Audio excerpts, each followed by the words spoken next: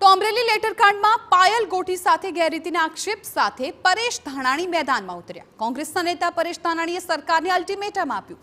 24 કલાકમાં જવાબદાર પોલીસ કર્મચારીઓ સામે પગલાં ભરવાની તેમણે માંગ કરી। દીકરી પાયલને 16 કલાક ગેરકાયદે ગોંધી રાખી દીકરીને ઢોરમાર મારવામાં આવ્યો। આગામી 24 કલાકમાં જવાબદાર પોલીસ સામે કાર્યવાહી થાય તેવું પણ કહ્યું। દીકરીને પટ્ટા મારનારના પટ્ટા ઉતારી દીકરીને ન્યાય અપાય।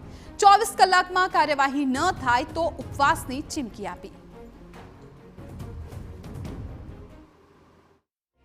ગુજરાતની દીકરી એક કુંવારી કન્યા જેનો જાહેરમાં વરઘોડો કાઢ્યો, જેને પાટે હુવડાવીને પગે પાટવા મારવામાં આવ્યા, એવા તમામ પોલીસ અધિકારીઓ જે કાયદાના જાણકાર છે અને કાયદાનું ઉલ્લંઘન કર્યું છે ને તત્કાલ ડિસમિસ કરવામાં આવે। 24 કલાક ભાઈ કૌશિક કૃષ્ણ બનવા માટેનો દીકરીએ અવસર આપ્યો છે ને એનું અમે સન્માન કરીએ છીએ। ઉલ્લેખનીય છે કે પાયલ ગોટીના જેલમાંથી છૂટ્યા બાદ પરેશ ધાનાણીએ તેની સાથે મુલાકાત કરી હતી અને હવે પરેશ ધાનાણીએ ચીમકી ઉચ્ચારી છે કે જો 24 કલાકમાં પગલાં નહીં લેવાય તો ગુરુવારે સવારે 10 વાગ્યાથી તે અમરેલી જિલ્લા પોલીસ વડા સામે 24 કલાકના ઉપવાસ પર ઉતરશે। તેમણે રાજકીય અને સામાજિક આગેવાનોને પણ આ લડાઈમાં જોડાવા આહવાન કર્યું છે।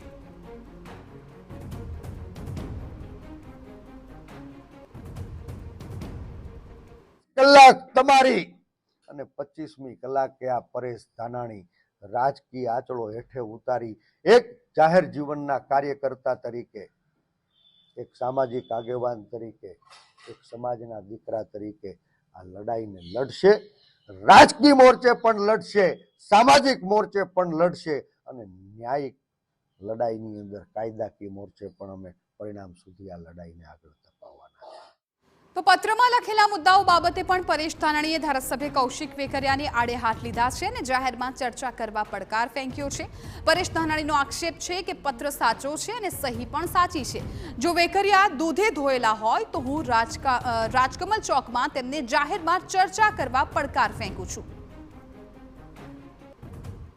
બહુ ફાકો હોય ને તો આવી જાવ રાજકમલ ચોકમાં, તમારે જે રીતે લડાઈ લડવી હોય એ રીતે લડાઈ લડવા અમે તૈયાર છીએ। પત્ર સાચો છે,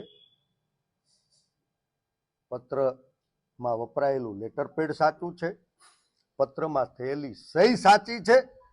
સત્તાના બળે પત્ર લખનારા લોકોને દબાવીને તમે નકલી ફરિયાદ દાખલ કરાવીશું સત્યને છુપાવી શકશો? એટલે કે સમગ્ર મામલે રાજકારણ ગરમાયું છે ત્યારે આગળ વિવાદ વકરવાની શક્યતા છે।